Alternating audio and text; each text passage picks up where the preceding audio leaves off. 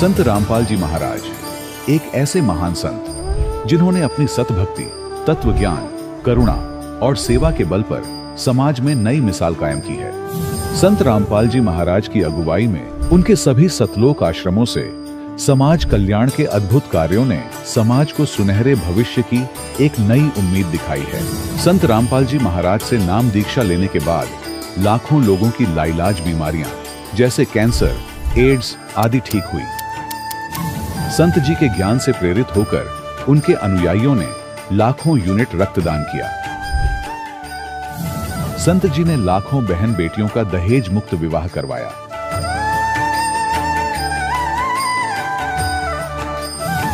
संत जी ने लाखों लोगों का नशा छुड़वाया, करोड़ों उजड़े परिवार बसे।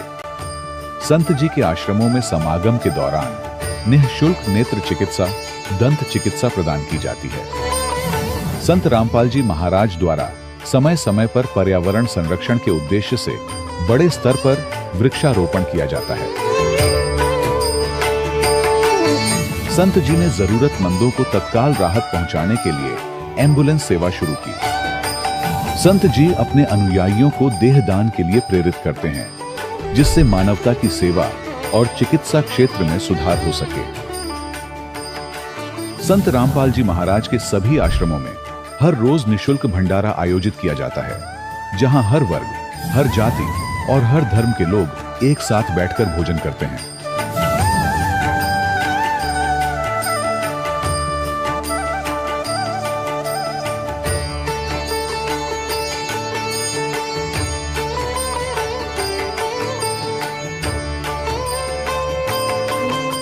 संत रामपाल जी महाराज की अन्नपूर्णा मुहिम ने गरीब और बेसहारा लोगों के जीवन में एक नई ऊर्जा और उम्मीद को जन्म दिया है। घर घर खाद्य सामग्री और जरूरी मदद पहुंचाकर संत रामपाल जी महाराज ने लोगों को दुख और मजबूरी से लड़ने की ताकत प्रदान की है।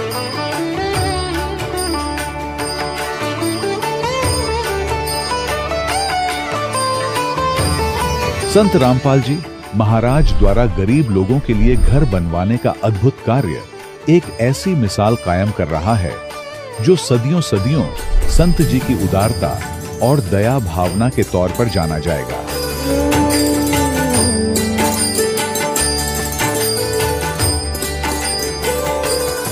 संत रामपाल जी महाराज ने हरियाणा सहित भारत के कई राज्यों में आई भीषण बाढ़ से अनेक गांवों और किसानों को बड़ी राहत दिलाई। तत्काल लाखों फुट पाइप और हजारों मोटर उपलब्ध कराकर किसानों के खेतों और गांवों में भरे बाढ़ के पानी को बाहर निकालकर उनको नया जीवन दान प्रदान किया। आज संत रामपाल जी महाराज को किसानों के मसीहा के तौर पर देखा जा रहा है। जगह जगह उनके लिए सम्मान समारोह आयोजित हो रहे हैं। संत रामपाल जी महाराज के आश्रम में हजारों बुजुर्गों को सम्मान और प्यार के साथ जीवन जीने का अवसर मिलता है। उनके खाने, रहने और स्वास्थ्य की पूरी जिम्मेदारी संत रामपाल जी महाराज उठाते हैं। अनाथ बच्चों के लिए संत रामपाल जी महाराज के सभी आश्रम किसी वरदान से कम नहीं। यहाँ उन्हें शिक्षा, संस्कार और भविष्य के लिए बेहतर अवसर प्रदान किए जाते हैं। चाहे बाढ़ हो, भूकंप या महामारी, संत रामपाल जी महाराज और उनके अनुयायी हमेशा ही जरूरतमंदों के लिए सबसे आगे खड़े रहते हैं।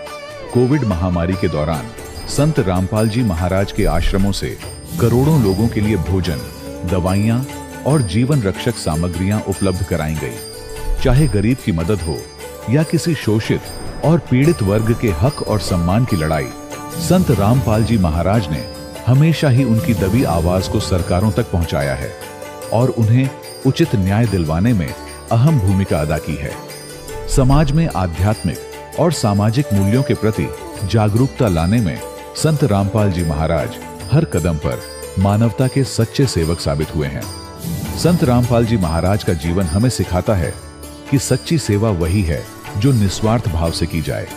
आइए हम भी इस महान सेवा के कार्य में इस महान संत से जुड़ें और संत रामपाल जी महाराज से नाम दीक्षा लेकर अपने जीवन को धन्य बनाएं।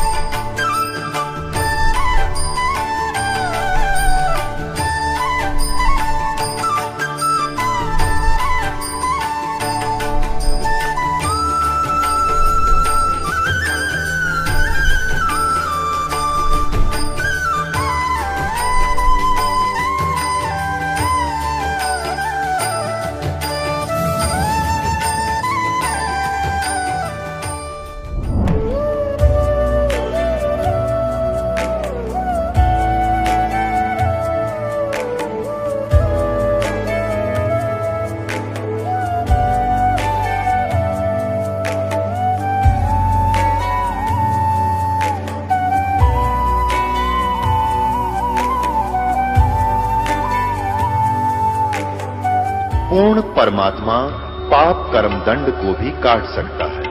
अभी तक जिस भी संत व महापुरुष से मिले, उन्होंने यही बताया कि पाप कर्म फल भोगने से ही समाप्त होगा। वो प्रभु कौन है जो पाप कर्म को काट देता है, वो काल के बंधन से छुड़वा देता है। उसका क्या नाम है, पूजा की विधि क्या है? कृपया अवश्य सुनिए जगत गुरु तत्वदर्शी संत रामपाल जी महाराज के अमृत वचन। सत साहिब दर्शकों, कहा जाता है कि मानव ईश्वर प्राप्ति की खोज में तभी निकलता है जब वह सांसारिक दुख और समस्या से निराश हो जाता है। उसका जीवन अंधकार में चला जाता है। दुख और कष्ट के चलते वह अपने आप को बुरी लत में फंसा लेता है। फिर भी परमात्मा की एक आस उसके मन में अवश्य रहती है कि वो अवश्य अपनी कृपा करेंगे। विनेश जी के जीवन की कहानी भी कुछ ऐसी ही है। विनेश कुमार जी सोनीपत, हरियाणा के निवासी हैं। इनके जीवन में अनेक कष्ट थे, भूत प्रेत की बाधा भी थी, पारिवारिक क्लेश था, पूरा परिवार दुखी था, जीवन कष्ट से भरा था। ऐसे में इनके ही किसी परिवार के सदस्य ने इन्हें संत रामपाल जी महाराज से दीक्षा ग्रहण करने की सलाह दी और उन्हें विश्वास दिलाया कि संत रामपाल जी महाराज से दीक्षा लेने के बाद आपके जीवन के सभी दुख दूर हो जाएंगे और आपको मोक्ष का सच्चा रास्ता मिलेगा। अपने रिश्तेदार की सलाह मानकर विनेश जी ने संत रामपाल जी महाराज से नाम दीक्षा ले ली। आइए जानते हैं कि संत रामपाल जी महाराज से नाम दीक्षा लेने के बाद उनके जीवन में क्या परिवर्तन आया। अब आइए सुनते हैं विनेश जी की कहानी, उनकी अपनी जुबानी। सर नमस्कार। नमस्कार सर जी। सर क्या नाम है आपका? नाम मेरा विनेश कुमार, गांव टेहा, तहसील गन्नौर, जिला सोनीपत से आया हूँ। संत रामपाल जी महाराज से नाम दीक्षा आपने कब ली? मैंने संत रामपाल जी महाराज से सन 2012 में दीक्षा ली जी। संत रामपाल जी महाराज से आपने नाम दीक्षा क्यों ली? मैंने संत रामपाल जी महाराज से दीक्षा इसलिए ली जी क्योंकि हमारे घर में भूत प्रेत से की बाधा थी, उससे सारा परिवार परेशान था। घर में इतना ग्रह क्लेश था कि भाई भाई आपस में लड़ते थे। हम बीमारी से परेशान थे। हर टाइम घर में एक बंदा बीमार रहता था, खाट पे रहता था। हम तंग हो चुके थे, डॉक्टरों के पास जाकर भी, भूत प्रेत झाड़ने वालों के पास जाकर भी। करीब 2-3 साल तक मैं अपने भाई को लेके पता नहीं कहाँ कहाँ घूमा। मैं बालाजी भी गया, मैं कलियर पीर यूपी में भी गया, मैं बागड़ भी गया, लेकिन उसकी समस्या का कहीं भी समाधान नहीं हुआ। फिर हमें एक मेरा भाई जो ताऊ का लड़का है, उसने संत रामपाल जी से दीक्षा ली हुई थी, मेरे को वो मिला। उसने मेरे को समझाया, भाई आप संत रामपाल जी से दीक्षा लो, आपकी ये सारी बीमारी दूर हो जाएगी। फिर मैंने कहा भाई ऐसा क्या ज्ञान है संत रामपाल जी का, तुम सत्संगियों से तो हम ही अच्छे हैं, तुम ऐब करते हो, ये करते हो। मैं उसको ऐसे बोला, वो ने बोला भाई सत्संगी और ऐब करते हो गई, संत रामपाल जी के भक्त ऐब नहीं करते। फिर उस भाई ने मेरे ज्ञान गंगा पुस्तक दे दी भगत जी। मैं वह पुस्तक पढ़ने लगा। मैंने लगातार 4-5 दिन तक वो सर जी वो पुस्तक पढ़ी। मेरे समझ में आया कि हम भक्ति करते करते भी आज तक क्यों दुखी थे। मुझे रोना आ गया। मैं संत रामपाल जी से प्रार्थना करी, हे संत, हे परमात्मा, आज से आप मेरे गुरु जी है, चाहे मेरे को आप कभी शरण में लो। हे संत रामपाल जी महाराज, मैं आपसे दीक्षा लेना चाहता हूँ, मेरे को पता मिल जाए। मैंने फिर उस भाई के पास फोन लगाया, भाई मैं संत रामपाल जी से दीक्षा लूँगा। तो उसने कहा भाई हम अगली बार सत्संग में जाएंगे, तब आप दीक्षा ले लेना। तब मैं उसके साथ गया और मैंने दीक्षा ली। संत रामपाल जी महाराज से नाम दीक्षा लेने के बाद आपको क्या क्या लाभ मिले? संत रामपाल जी महाराज से दीक्षा लेने के बाद भगत जी हमें अनेकों लाभ हुए। पहला एक लाभ नंबर 1, जो हमारे घर में भूत प्रेत की बाधा थी, उससे सभी परेशान थे। भूत प्रेत की बाधा के कारण घर में सबसे पहले मेरे पिताजी की मौत हुई, उसके बाद मेरे बड़े भाई की मौत हुई। फिर वही बीमारी मेरे उससे छोटे भाई और मेरी माँ को आ गई। हम डॉक्टरों से भी दिखा के थक चुके थे, जो मेंटल वाले डॉक्टर है और भूत प्रेत वालों को भी, लेकिन कहीं भी आराम नहीं होता। जब हमने संत रामपाल जी महाराज से दीक्षा ली, हमें पहले ही दिन से राहत मिली। उसके बाद जो वहाँ के भगत थे, उन्होंने बताया भाई आप 4 महीने तक ये ज्ञान भी सुनो, और भक्ति करो, आप पूरी तरह से ठीक हो जाओगे। हमने ऐसे ही किया और संत रामपाल जी भी सत्संग में बताते हैं, जब आपको पूरा विश्वास हो जाएगा आप पूरी तरह से ठीक हो जाओगे। 4-5 महीनों में संत रामपाल जी महाराज जी की दया से हम बिल्कुल ठीक हो गए। हमारे भूत प्रेत की बाधा भी हल हुई। जो हमारे घर में सबसे बड़ी समस्या थी, ग्रह क्लेश, आपस में हम भाई भाई लड़ा करते थे, उस दिन से दीक्षा लेने के बाद आज तक हम भाई भाई आपस में गाली तक नहीं देते। और जो शारीरिक सुख हुआ भगत जी, सर जी, मेरे को छाती में जलन रहती थी और मेरी आंखों पे चश्मे चढ़े हुए थे, जो नंबर वाले चश्मे थे। संत रामपाल जी से दीक्षा लेने के बाद करीब 1-1.5 साल बाद मेरी आंखें नॉर्मल हो गई, जो नंबर थे वे नॉर्मल आ गए और मेरे चश्मे उतर चुके। आज मेरे को 3 साल हो चुके हैं। मेरे को ना तो कंप्यूटर पे काम करने में कोई दिक्कत है, ना किसी प्रकार की और किसी चीज में दिक्कत है। और जो मेरी छाती में जलन रहती थी वो संत रामपाल जी से दीक्षा लेते ही उसी दिन ठीक हो गई थी। और सर जी, मेरी माँ बहुत ज़्यादा बीड़ी पीती थी। मैंने उसको समझाया, जी आप भी ये नाम दीक्षा ले लो और आपकी भी बीड़ी छूट जाएगी। वो बोली, मैं नाम तो ले लूँ लेकिन संत रामपाल जी श्राद्ध निकालना बंद करवाते हैं।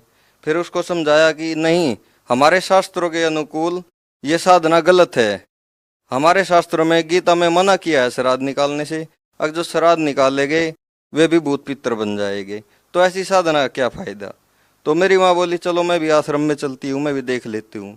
वहाँ पे उसने जाके देखा, सत्संग सुना संत रामपाल जी का, उनके भी ज्ञान समझ में आ गया। अगर वाकई में ये तो ज्ञान बहुत सही है। और उसके ये समझ में आया कि हम क्यों दुखी थे। शास्त्र अनुकूल तो साधना यह है, हम पहले शास्त्रों को विपरीत कर रहे थे, इसलिए हम दुखी थे।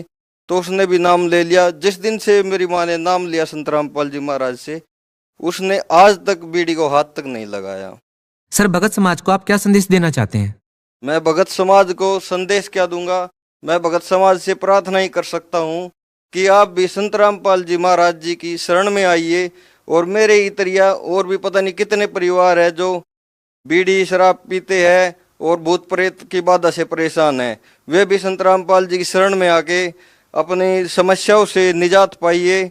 और जो सबसे बड़ी समस्या है, हम यहाँ बार बार जन्मते मरते हैं, वो हमें संत रामपाल जी महाराज पूर्ण मोक्ष दिलाएंगे। इसलिए जल्दी से जल्दी आके संत रामपाल जी से दीक्षा लो और अपना कल्याण करो। जी धन्यवाद सर जी, धन्यवाद। दर्शकों, अभी आपने सुने संत रामपाल जी महाराज से दीक्षा प्राप्त करके सुखी हुए भक्त के अनुभव। अब देखिए जगत गुरु तत्वदर्शी संत रामपाल जी महाराज के मंगल प्रवचन।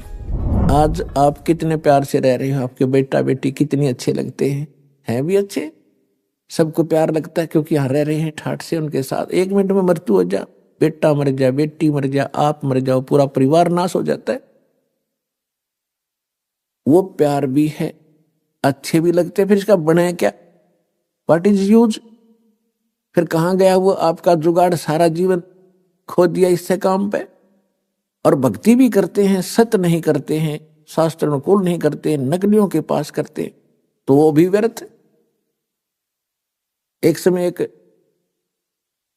कोई परिवार पूरा का पूरा, जिसमें 15-16 सदस्य थे, एक गाड़ी में 12-13 सदस्य, एक बूढ़ा घर पर रह गया था और बाकी सारे सत्संग में भेज रखे थे, किसी संत के सत्संग।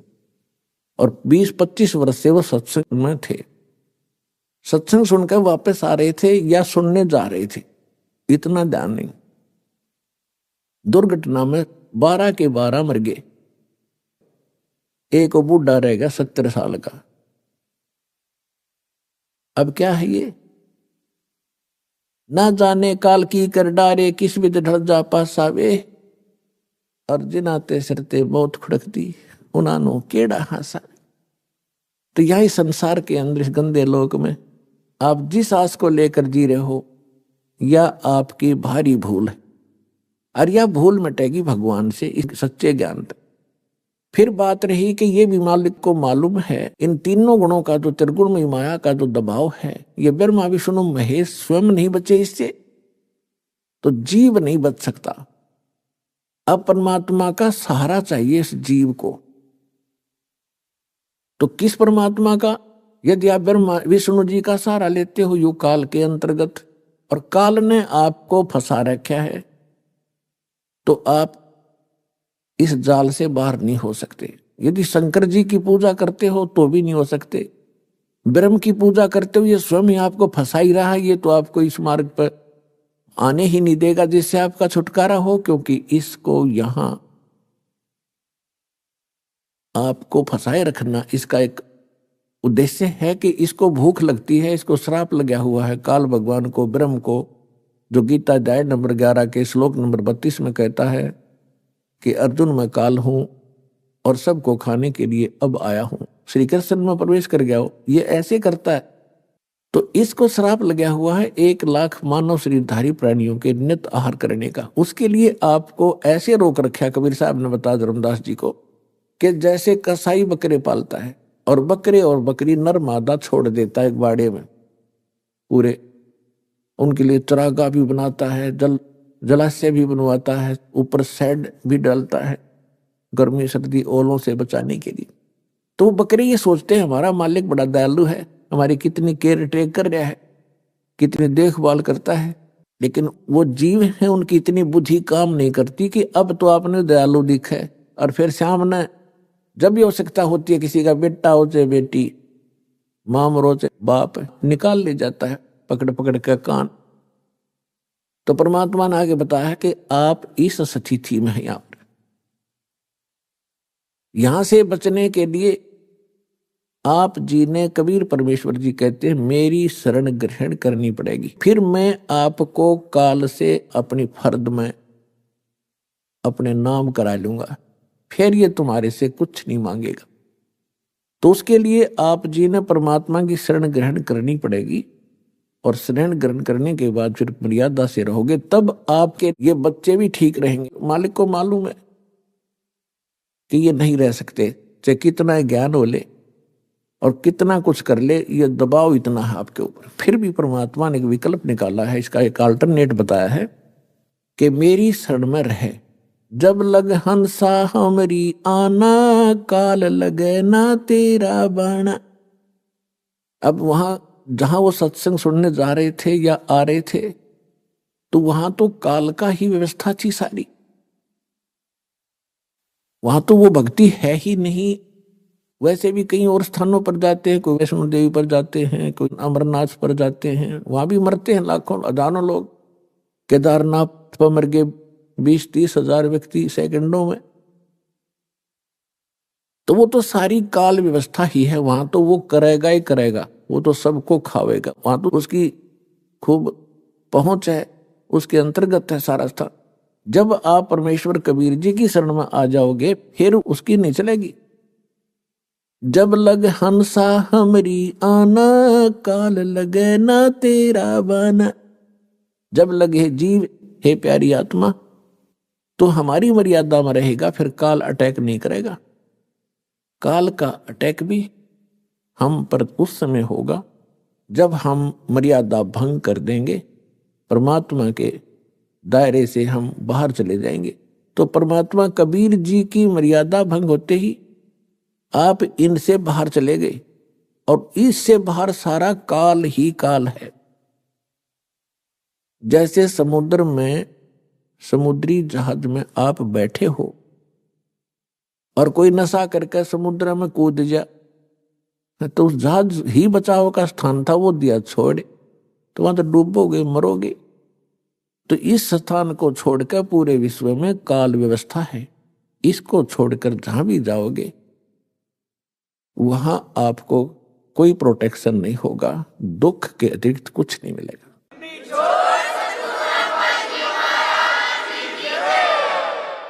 अब प्रसंग चल रहा है कि जैसे जिनके संतान नहीं है उनको अच्छी आत्मा एक भाग्यशाली बताया है, और संसार विचारों से वो मनुष्य बताए जाते हैं।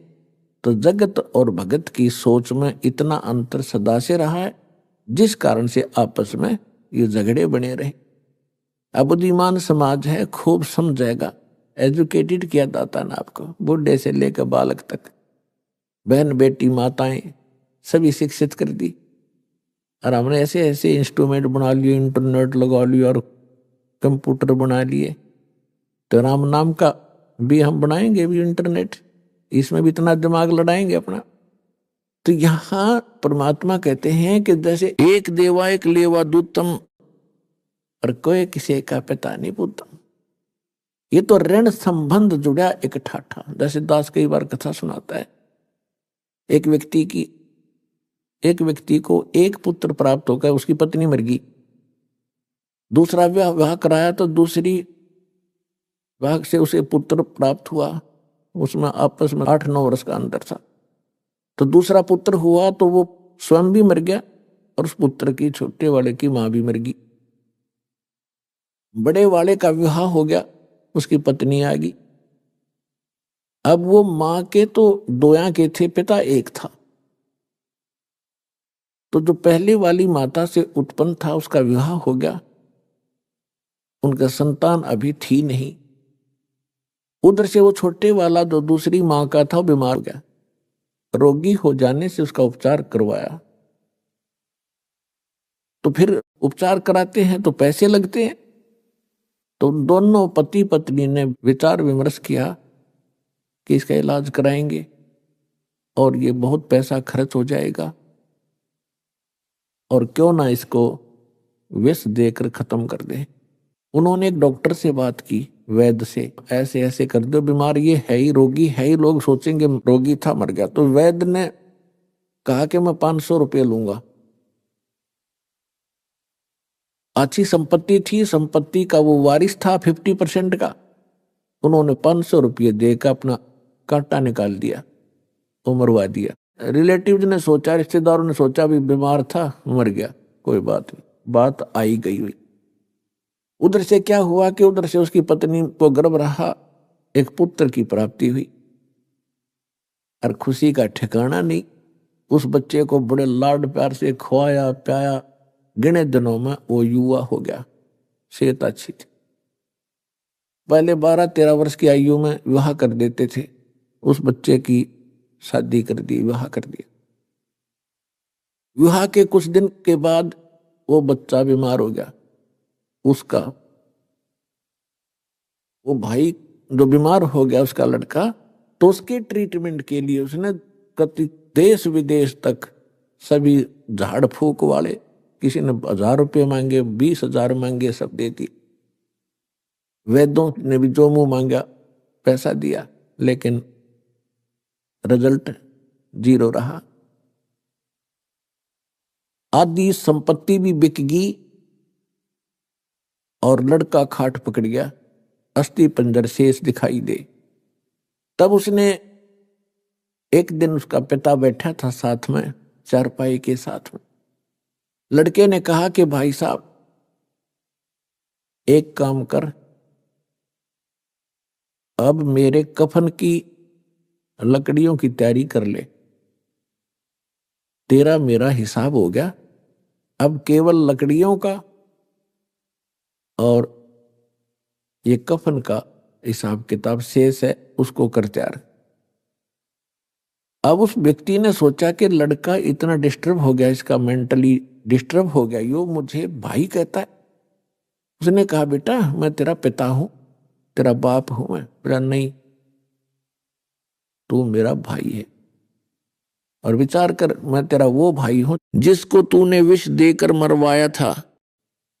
मैं ही तेरे घर पे आया हूं अपना बदला लेने के लिए, अपना ऋण वापस चुकाने के लिए, और जितनी मेरे हक की, मेरे राइट की संपत्ति थी, मेरे भाग की, वह पूरी खत्म हो चुकी है, अब तेरी शेष है। तब उसकी पैर तले की धरती खिसक गई। अपने कुकृत्य का उसको याद आया। तब उसने पूछा कि अभी एक बात बता दे, मैंने तो जैसा जुल्म किया था मेरे सामने आ गया, एक ही पुत्र हुआ, आगे आस नहीं, मेरा तो कुल नाश हो ही गया। पर एक बात बता, हमने तो जो जुल्म किया तेरे साथ हमारे सामने आ गई, जो तेरे भाई आई है ये लड़की जिससे तेरा विवाह हुआ है, अब इसने कौन सा पाप कर दिया, यह जिंदगी फूकी जाएगी तेरे साथ, क्योंकि उस समय सती प्रथा थी कि तेरे साथ या जीवित जलाई जाएगी। इसने कौन सा दोष कर दिया बेचारी ने। तो उसने बताया कि वो डॉक्टर कहाँ है, वैद्य कहाँ है जिसने मुझे विष दिया था कि तेरे 4 वर्ष के बाद उसकी मृत्यु होगी थी। तो लड़का कहने लगा ये वही दुष्ट आत्मा है, अब यह जिंदगी फूकी जाएगी। और ऐसा ही हुआ, ये कहकर शरीर छोड़ गया। तो यहाँ कहते हैं परमात्मा ने सूक्ष्म वेद में बताया है, एक लेवा एक देवा दूतम, एक लेने आ रहा है एक देने आ रहा है, और कोई किसी का पिता नहीं पुत्र। ऋण संबंध जुड़ा एक ठाठा, अंत समय सब 12 बाटा।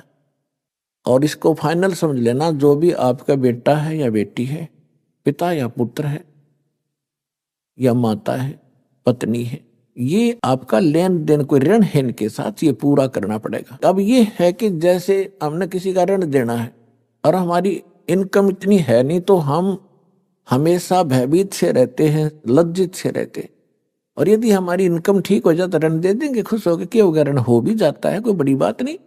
तो अब परमात्मा आपको ऐसी नौकरी देगा, ऐसी भक्ति देगा, उसकी मजदूरी करियो, और इससे आपके वो ऋण बहुत आसानी से सुलझ जाएंगे, बेटे का हो चाहे बेटी का। और फिर समर्थ के पास एक पावर है, मासा घटे न तिल बधे, विद ना लिखे जो लेख, सच्चा सतगुरु मेट कर ऊपर मार दे मेघ। आपका आपस का कोई ऋण देन है और आप शरण में आगे परमात्मा के, वो कैंसिल कर देगा।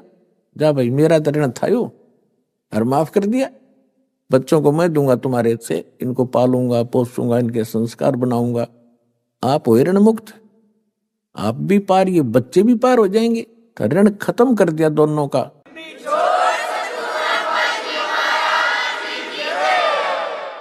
जैसे एक बार सरकार से लोन ले रखा था लोगों ने, गुनाह गना हो गया था, ब्याज पे ब्याज चले था, बहुत परेशानियां थी। कुछ एक तो किसान आत्महत्या भी कर गए थे ऋण के मारे।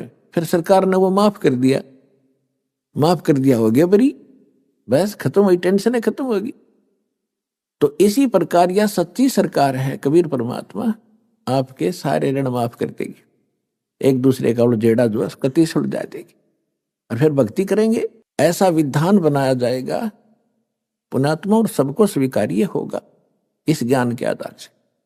विवाह में कोई खर्च नहीं करेंगे हम, आगे बच्चों को कोई लेन देन हम नहीं करेंगे, क्योंकि फिर वो फिर ऋण एक दूसरे फिर शुरू हो जाएगा। तो बच्चे भी इस बात को समझेंगे, बेटियां भी, हम यहाँ के हैं ही नहीं, हम तो सतलोक के वासी हैं, वहां जाएंगे, वहां कोई चीज का अभाव नहीं, वह ऐसी सृष्टि है, वहां जाकर परिवार बनेगा आपका। जो आपको यहाँ बेटा बेटी पति पत्नी माता पिता अच्छे लगते हैं, सारे भक्ति करो, एज इट इज वहां जाकर परिवार बन जाएगा। हमारे ये ठाठते हैं, इस गंदे लोक में रहना जरूरी है। आज आप किसी गांव में रह रहे हो और थोड़ी सी जमीन है, मुश्किल से हैंड टू माउथ हो रहे हो, और आपको किसी दूसरे राज्य में 100 एकड़ जमीन दे दें, लगा लगा ट्यूबवेल हो और सारी सुविधा हो, बड़ा बड़ा मकान, और आपको कहें भाई चलो वहां, क्या करोगे आप? छोड़ उस 1.5 किले ने और चलो वो 2 मिनट में जा बैठोगे, झांको भी कोई ना उसकी तरफ। तो ऐसी स्थिति है सतलोक की, वहां जाओगे जब ठाठम ठाठ हो जाएंगे तुम्हारे।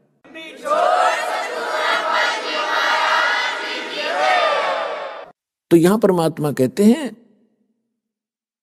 कि मेरी शरण में आने के बाद फिर मैं आपके सारे संस्कार खत्म करवाऊंगा। भगत तो वही होगा जो संसारिक परंपराओं से दूर हटेगा, तभी भक्ति करने के, ना तो कर ही नहीं सकते भक्ति। अब आपने भक्ति मार्ग के सफर पर चलना है, और यात्री कम से कम वजन लेकर चलता है, कम से कम। और जब वो सारे घर न लाद कर चाल पड़े तो क्या कदम चलेगा? नहीं चल सकता।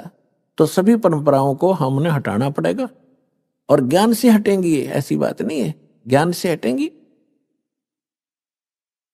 तो इस प्रकार हम इस मार्ग को आगे चलेंगे। संस्कार भगवान के हाथ में है, पल में पता नहीं कहते के कर दे परमात्मा।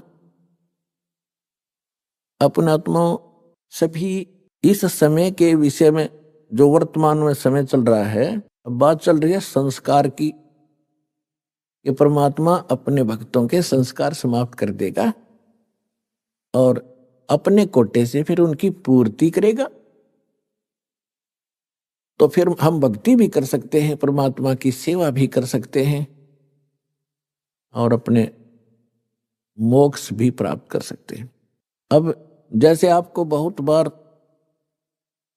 इस समय के विषय में और इस दास के विषय में बहुत सी भविष्यवाणियां भी आपको सुनाई गई है कि ये ऐसा अनमोल समय है पुण्यात्माओं, भगवान ने तो ये निर्धारित कर ही रखा है 600 वर्ष पहले। वैसे तो परमात्मा ने प्रथम सतयुग में कह दिया था इस काल से कि चौथा युग जब कलयुग आई तब हम अपना अंश पठाई, हम अपना दास भेजेंगे और फिर काल फंद छूटा नरलोई, काल का झंझट सारा खत्म करेगा सब नर नारियों का और सकल सृष्टि परवानिक होई। कलयुग बीतते 5500 पाचा जब ये वचन मेरा होगा साचा। कौन सा? ये वचन कि मैं अपना अंश भेजूंगा और सारी सृष्टि नाम लेवेगी मेरे दास से और सबका कल्याण होएगा, सबका मोक्ष होएगा। और फिर बताया है कि कलयुग बीत जावे जब एता, यानी 5500 वर्ष बीत जाएगा जब कलयुग, सभी प्राणी परम पुरुष पद चेता, सभी प्राणी उस परमात्मा के उस परम पद के जानकार हो जाएंगे। कौन से के? गीता अध्याय नंबर 18 के श्लोक नंबर 62 में, गीता अध्याय नंबर 15 के श्लोक नंबर 4 में कहा कि अर्जुन तू सर्वभाव से उस परमेश्वर की शरण में जा, उसकी कृपा से तू परम शांति को और सनातन परम धाम को प्राप्त होगा। शाश्वत स्थान, कभी नाश में न आने वाले को शाश्वत स्थान कहते हैं, उसको हम सतलोक कहते हैं। लोक माने धाम, स्थान। गीता अध्याय नंबर 15 के श्लोक नंबर 4 में कहा कि तत्वदर्शी संत की प्राप्ति के उपरांत परमेश्वर के उस परम पद की खोज करनी चाहिए जहां जाने के बाद साधक फिर कभी जन्म मृत्यु में नहीं आते। तो यहां बताया है कि जब 5500 वर्ष बीतेगा, हमने आज तक पता ही नहीं था सतलोक भी कोई स्थान है। अरे राधा स्वामी वाले दंड सतगुरु वाले ये सतलोक करे दिन का नहीं पता था। वो सतनाम, वो स्वर नाम, वो स्वर शब्द, वो सतपुरुष और वो सतनाम, वो राधा स्वामी धाम, खकता इनका पता। तो हमने सतनाम परम पद का कभी सुना भी नहीं था सतलोक के बारे में, और आज बच्चे बच्चे के मुंह पर हो गया। बच्चे बच्चे की जुबान पे सतलोक सचखंड जावांगे, जैसे दास मिल रहा था बच्चों से, संगत से। एक छोटा सा बालक अपनी माँ की गोदी में, अन्यों के गुरु जी सतलोक चलो ना, चलो चलेंगे। मैंने कहा बेटा भाई विमान आवेगा जब चलेंगे, अभी विमान आने वाला है। तो यहाँ कहा कि पूरा विश्व, पूरा सभी प्राणी परमेश्वर के उस परम पद की परिचित हो जाएंगे। तो उसी के विषय में जैसे आपने कल भी सत्संग में सुना था, एक फ्लोरेंस नाम की भविष्यवक्ता अमेरिका की थी, वो भारत के संत के बारे में गुणगान कर रही है। नास्ट्रेदम्स फ्रांस का रहने वाला था, वो भी कहता भारत में एक महापुरुष संत आएगा जो पूरे विश्व को सच्चा ज्ञान देगा और एक सबद समाज की स्थापना करेगा, विकार रहित होगा, आपस में बुराई नहीं रहेगी, लड़ाई नहीं रहेगी। तो उसी के संबंध में थोड़ी सी और सुनाते हैं आपको। एक ये पुस्तक है, पुरानी सी हाथ लगी है किसी भगत का। ये हमारे भगत तक खोजी हो गए, उनको कहीं पर भी कोई सुराख मिलता है उनको तो पता ही लग जाता है ये किसके विषय में बोल रखा है। अब नास्ट्रेदम्स की भविष्यवाणी या किसी भी संत की, उस संत के विषय में जो भविष्यवाणी है, कोई किसी पर सेट कर रहा है, कोई किसी पर कर रहा है, वह पूरी हो ही नहीं सकती। हाथी के कपड़े को, अस्त्र को और जोटे पर धर कर देखा कीता होगा, वो तो हाथी पर फिट होगा वो जिसका है। ये देखिएगा, ये एक पुस्तक है, एक पुरानी फटी पुरानी सी है किताब। ये देखो, युग निर्माण की सुनिश्चित संभावना, ये तो इसका नाम है, टाइटल है। लेखक है इसका बलराम सिंह परिहार, प्रकाशक है युग निर्माण योजना, गायत्री तपोभूमि मथुरा से। बस इतना ही उल्लेख है इसका, ज्यादा आगे नहीं लिखा, ये फटा हुआ ज्यादा। इसके पृष्ठ नंबर 19 पे यानी 19 पे क्या लिखा है कि स्वाधीनता यानी आजादी के 4 वर्ष बाद एक शक्ति शाली धार्मिक संस्था प्रकाश में आएगी और सारे संसार का उद्धार करेगी। उद्धारक इस संस्था का स्वामी संचालक होगा। अब यहां ये क्या है कि किसी एक भविष्यवाणी है, हंगरी नाम का कोई भविष्यवक्ता था, उसकी ली है इसने, अपनी पुस्तक तैयार की है औरों की सुन सुना के पढ़ पढ़ा के, तो इसने अपने हिसाब से इन्होंने उस पर सेट कर रखी है। इसका अर्थ ये था कि 1947 में भारत स्वतंत्र हुआ, उसके 4 वर्ष बाद दास का जन्म होया 1951 में। इसका अर्थ तो ये बनता है कि स्वाधीनता के 4 वर्ष बाद 1951 में एक संत का जन्म होगा जो धार्मिक संस्था को ऐसी बनाएगा जो पूरे विश्व का कल्याण करेगी। यहां थोड़ी सी गड़बड़ कर जाते हैं, अब और दिखाते हैं। ये देखिएगा, इसके 23 पृष्ठ पे यहां लिखा है, इस संगठन का स्वामी संचालक कोई ग्रस्त व्यक्ति होगा। अब तक दुनिया में सबसे बड़े विचारक के रूप में ख्याति प्राप्त करेगा। वह व्यक्ति सामाजिक उत्तरदायित्वों से लेकर संसार के सब देश शांतिपूर्ण कैसे रहें उसकी यह व्यवस्थित आचार संहिता तैयार करेगा। उसके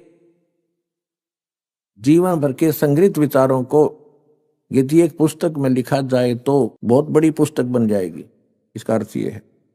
यहां एक 29 पृष्ठ पे देखिएगा, 29 पृष्ठ पे, एशिया के किसी देश संभवतः भारतवर्ष में एक नम्र ग्रामीण परिवार में एक महान आत्मा ने जन्म ले लिया है जो एक महान आध्यात्मिक क्रांति का सूत्रपात, संचालन और नियंत्रण करेगा। इसके पीछे क्रियाशील आत्माओं की शक्ति होगी जो संसार की वर्तमान विकृत परिस्थितियों को बदल डालेंगी। 1999 में ये क्या बोला गया है कि एक ऐसे व्यक्ति ने जन्म लिया है जिसकी अकेले ही उत्पादित शक्ति किसी भी शक्ति संपन्न राष्ट्र के बराबर होगी। वह एक भाषा, एक संस्कृति, एक धर्म की आचार संहिता सर्जन करेगा। यहां देखिएगा 43 पृष्ठ पे,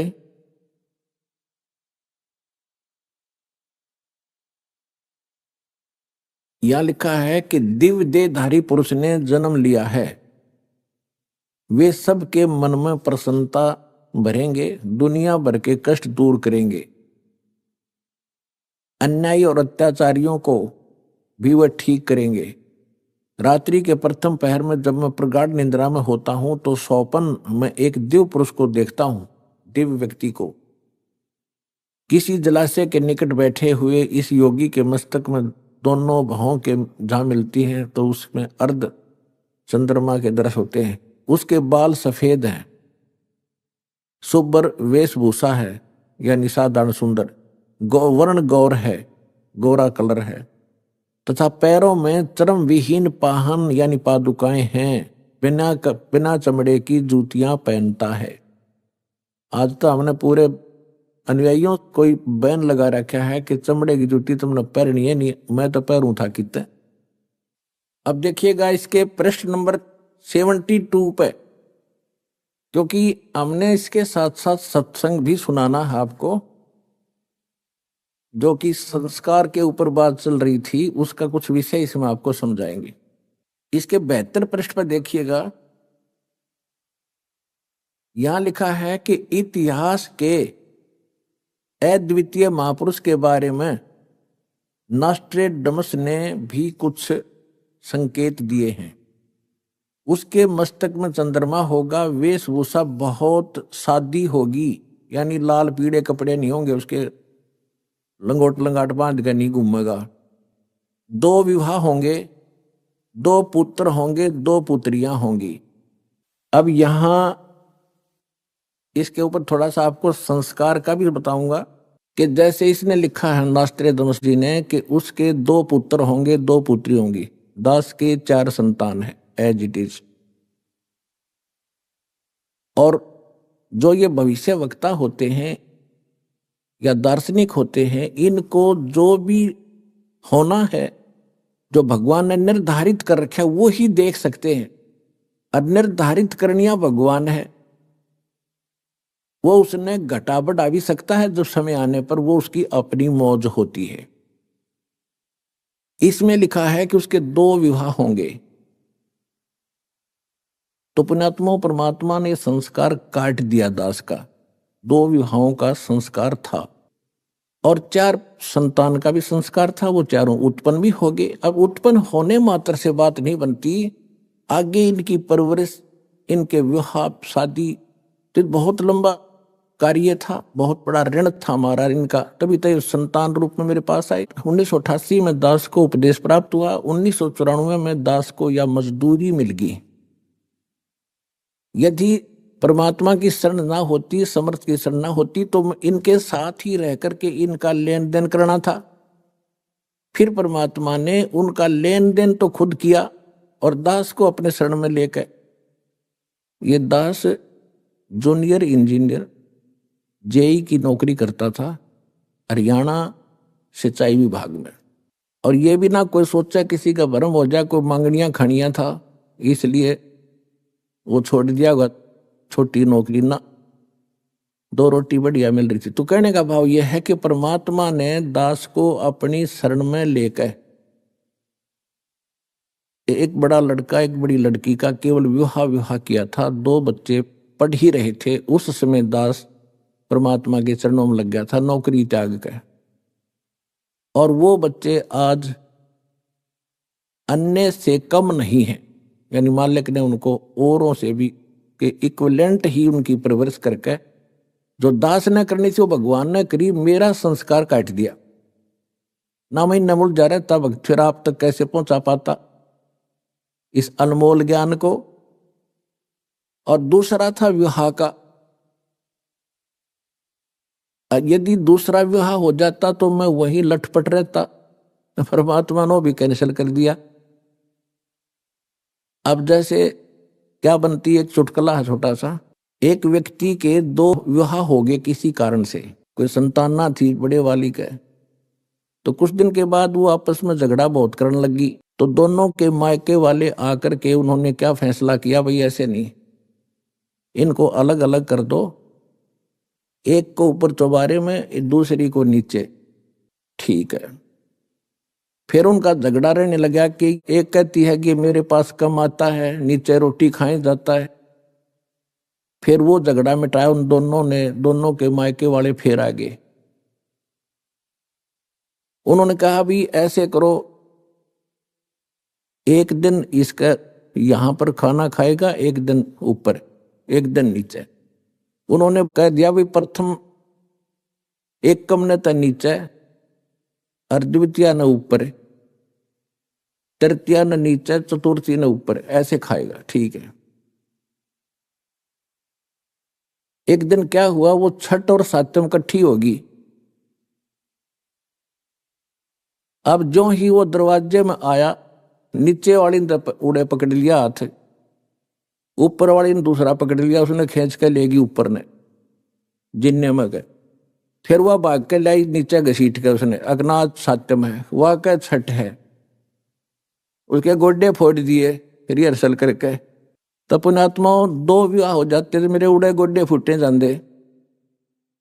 परमात्मा ने दया कर दी, एक कम साथ दी। फिर क्या हुआ, क्योंकि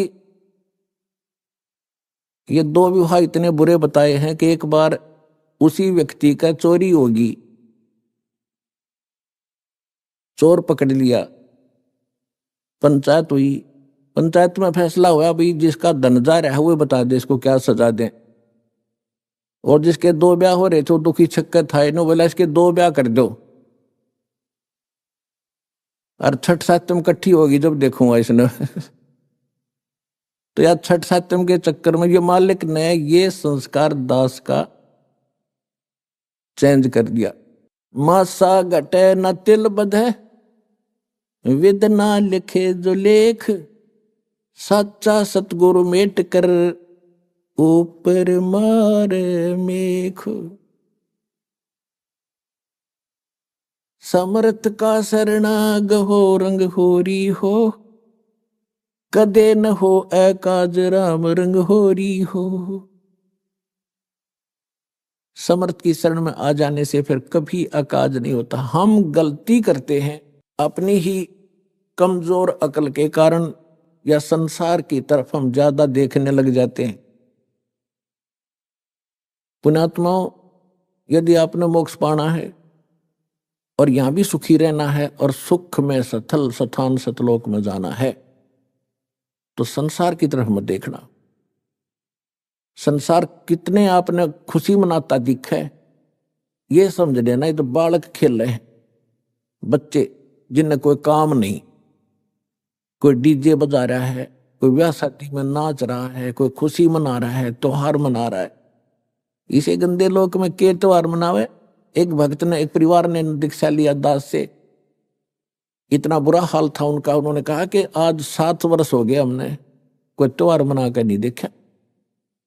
बड़ा परिवार है, कहीं बहन विधवा हो जाती है, कहीं घर में घटना घट जाती है, 1 वर्ष तक त्योहार मना नहीं सकते। 7 साल हो गया हमने त्योहार मना कर नहीं देखा। तो बताओ फिर मनाओ त्योहार। तो परमात्मा कहते इस गंदे लोक में के त्योहार मनावे। और के नाचे कूदे ब्याह के समय में एक लड़के का विवाह हो रहा था। पहले दिन तो डीजे बजाओ, बूटी लाओ, नाचे कूदे, पूरा उद्मस्ता रखा। अगले दिन दुर्घटना मृत्यु होगी उस दुल्हे की, बहन जावा था रास्ते में। अब वो परिवार टक्कर मार रहा है, बुरा हाल हो रहा है, इकलौता पुत्र था। तो यहां संत कहते हैं इस गंदे लोक में, और तुम यहां खुशी मना रहे हो, घनी पी रखी तुमने, ये नशा ज्यादा हो गया इस काल की भांग का। जब आपकी यह भांग उतरेगी आप हंस के दिखाई दियो ढंगते, आपको पता चलेगा कहाँ फंसे हैं। 1 सेकंड में ना जाने के बिजली गिर जाए, आज खुशी मना रहे हैं, कल टक्कर मार के रो रहे होंगे।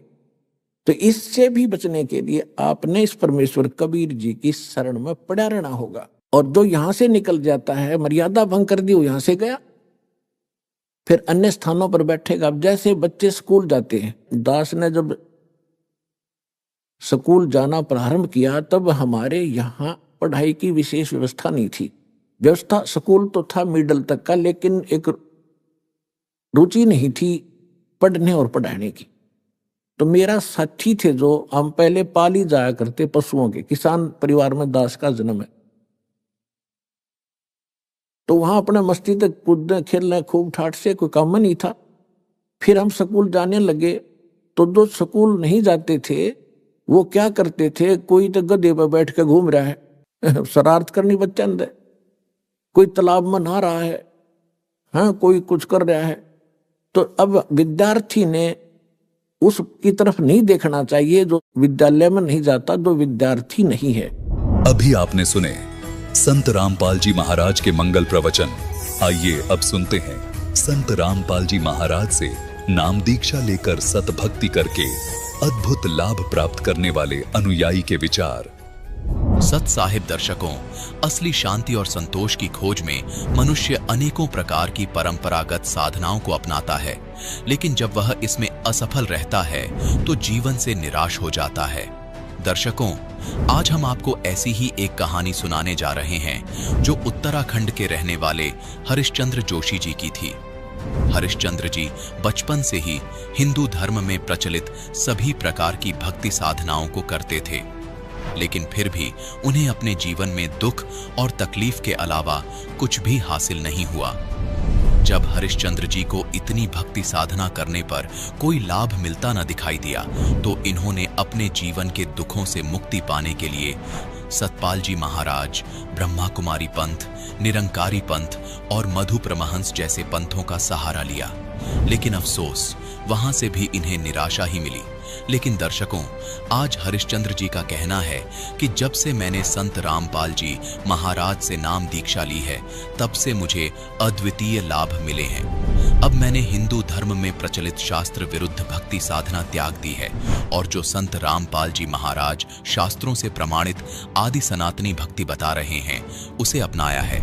दर्शकों, आखिर हरिश्चंद्र जी हिंदू धर्म में प्रचलित सभी साधनाओं को शास्त्रों के विरुद्ध क्यों बता रहे हैं? आखिर हरिश्चंद्र जी ने अन्य पंथों को छोड़कर संत रामपाल जी महाराज को गुरु क्यों बनाया?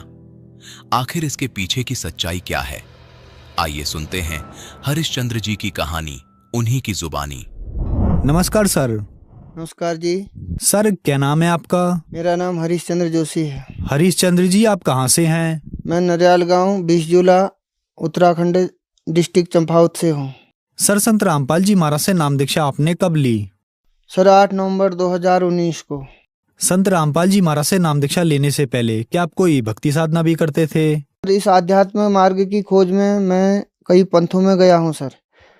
मैं 12 साल तक हंसादेश सतपाल महाराज के पंथ में रहा, 4 साल ब्रह्मा कुमारी में रहा और 4 साल निरंकारी पंथ में रहा, और एक निंगली में है आश्रम परमहंस आश्रम स्वामी स्वरूपानंद जी का, 5 साल वहाँ रहा। सर इस प्रकार मेरा भ्रमण काल रहा परमात्मा की खोज में, सत्य की खोज में। परिवार में जो है परंपरागत कुल देवी को मानते थे, तो वो कुल देवी की साधना मैं भी किया करता था सर। मैं उस साधना करते करते घर से दूर जो है पंजाब चला गया था, कई जगह मंदिरों में रहा, और वह माता जो है लोगों की समस्याएं सुना करती थी और समस्याओं को मैं हल किया करता था माता के माध्यम से। और इसके साथ साथ जो है सर जी मेरे को लोगों की समस्याएं तो दूर होती थी, लेकिन अपनी समस्याएं ज्यों की त्यों रहती थी। मुझे चर्म रोग की शिकायत थी 16 वर्ष की अवस्था में, जो 50 साल तक रही सर जी, लेकिन मेरी समस्या दूर नहीं हुई। कई बार मैंने माता से पूछा तो माता ने कहा कि इसका समाधान हमारे पास कुछ नहीं है, लेकिन लोगों की समस्याएं दूर होती थी, मेरी समस्याएं कोई हल नहीं होती थी। मैं इतना रोगी हो गया था कि सर जी मैं आत्महत्या करने की सोचने लग गया।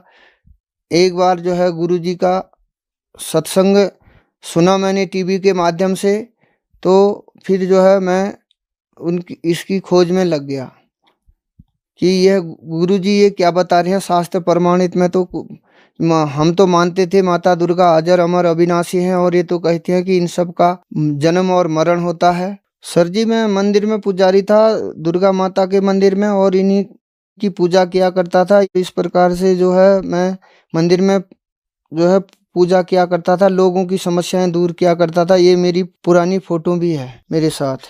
सर फिर क्या कारण बना कि आप संत रामपाल जी महाराज की शरण में आए? मैं टीवी देख रहा था, एक बार जो है संत रामपाल जी महाराज जो है सत्संग में सुना रहे थे कि इस सार नाम की बहुत चर्चा किया करते थे। मैंने अनेक पंथों में, जैसा कि पूर्व में मैंने बताया कि मैंने अनेक पंथों में मैं गया, तो उनसे सार नाम जो लिया था मैंने हंसादेश वालों से, परमहंस आश्रम से, अन्य जगहों से लिया था। तो मैंने सोचा कि वही पूर्ण मार्ग है, पूर्ण मोक्ष का मार्ग है, लेकिन उसे मुझसे संतुष्टि नहीं हो रही थी। संत रामपाल जी महाराज अपने सत्संग में बता रहे थे कि धर्मदास मेरी लाग दुहाई, सार शब्द की बाहर न जाई, सार शब्द जो बाहर पढ़ी, बिजली पीढ़ी हंस न तरी। ये सार नाम 2 अक्षर का ये सार नाम शब्द क्या है ये मेरी समझ में नहीं आया। मैंने कहा इसका मतलब कुछ यहाँ नया है, इसको खोजा जाए। संत रामपाल जी महाराज बता रहे थे बिना सार नाम के कोई पार नहीं उतर सकता है, तो मैंने सोचा कि यह कुछ नया है तो इसे जाना जाए। इस प्रकार मुझे भगत जी एक बार जो है पुस्तक वितरित करने वाले आए थे, ज्ञान गंगा के माध्यम से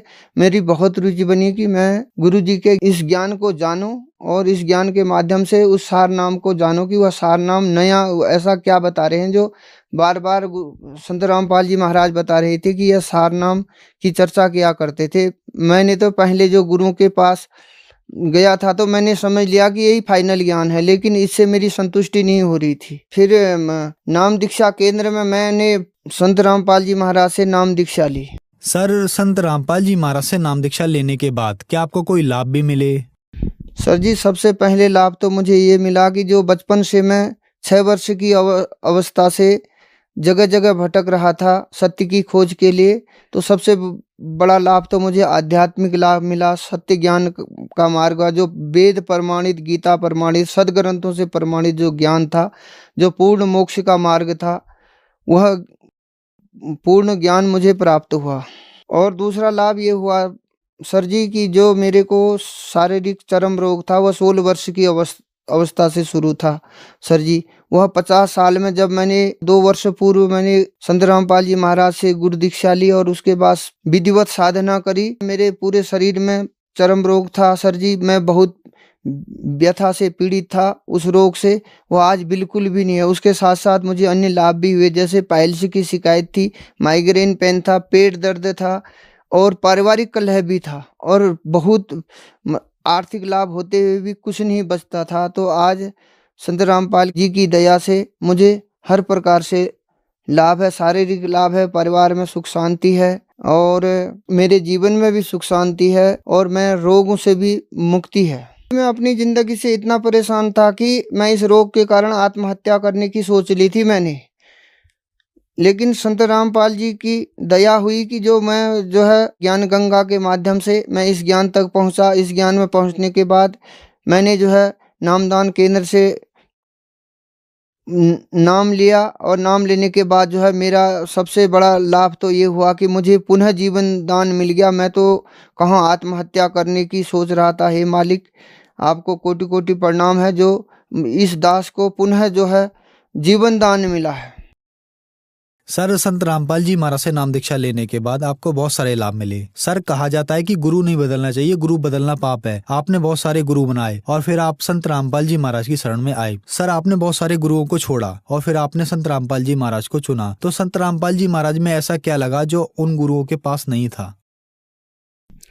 सर जी, उन गुरु के पास पूर्ण मोक्ष का न तो मार्ग था, न पूर्ण शांति थी, न कोई रोग का समाधान होता था।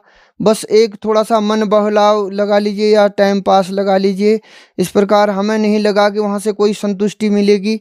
यहाँ तो शास्त्र प्रमाणित शास्त्रों को खोल के दिखाया जाता है कि प्रमाणित प्रमाणित ज्ञान है ये। इस ज्ञान में आने से हमें बहुत लाभ मिले, प्रमाणित ज्ञान है। संत रामपाल जी ने इसमें वेदों का, गीता का, जो हमारे सदग्रंथ हैं, बाइबल, कुरान, गुरु ग्रंथ साहब, प्रत्येक को खोल करके उसमें इस ज्ञान को बताया है। सर, संत रामपाल जी महाराज से नाम दीक्षा लेने के बाद आपको बहुत सारे लाभ मिले। तो जो दर्शक आज आपको टीवी पर देख रहे हैं, खास करके उत्तराखंड के लोगों को आप अपनी भाषा में क्या कहना चाहेंगे? सर जी, मैं विशेषकर उत्तराखंड के लोगों को, विशेषकर अपने जनपद चंपावत से उत्तराखंड वासियों को यही कहना चाहता हूँ कि जो हम लोग ये देवी देवता की पूजा कर रहे हैं, तब में कोई लाभ न होने और पूछते पूछते पूरा जीवन बर्बाद है जालो। जैसे मेरे बहुत मैं बहुत देवी देवता शरण में गए हूँ, बहुत देव डांगरों शरण में गए हूँ, कोई लाभ न मिले। आज यहाँ पूर्ण परमात्मा धरती पर आ रहे हैं और सब लोग ये ज्ञान में जुड़ और ये ज्ञान बटे लाभ उठा और मोक्ष तरफ का जाकर सब लोग। संत रामपाल जी महाराज से नाम दीक्षा कैसे ली जा सकती है? सर जी, विभिन्न टीवी चैनलों के माध्यम से और यूट्यूब के माध्यम से, इंस्टाग्राम के माध्यम से, फेसबुक के माध्यम से और तमाम पुस्तकों के माध्यम से चैनल हैं। गुरुजी का सत्संग चलता है टीवी के माध्यम से, उसमें कॉन्टैक्ट नंबर होते हैं और जो ज्ञान गंगा पुस्तक है इसको निःशुल्क भी मंगा सकते हैं, उस पर भी नंबर है। ये सब गुरुजी से जुड़ने का माध्यम है। धन्यवाद सर। सत साहिब।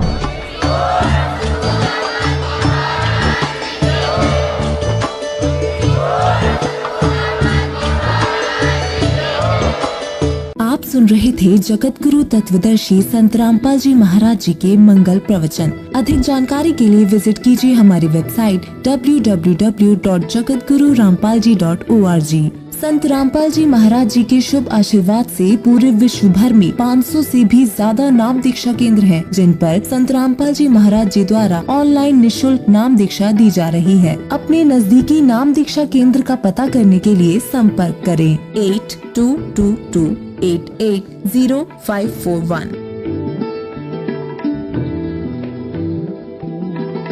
मगहर से सतलोक गए कबीरा, जाका पाया नहीं शरीरा। सर्व सृष्टि रचनहार कबीर परमेश्वर जी के 508वें निर्वाण दिवस के पावन उपलक्ष्य में दिनांक 27, 28 व 29 जनवरी 2026 को नेपाल सहित भारत के 13 सतलोक आश्रमों में 3 दिवसीय महासमागम का आयोजन किया जा रहा है।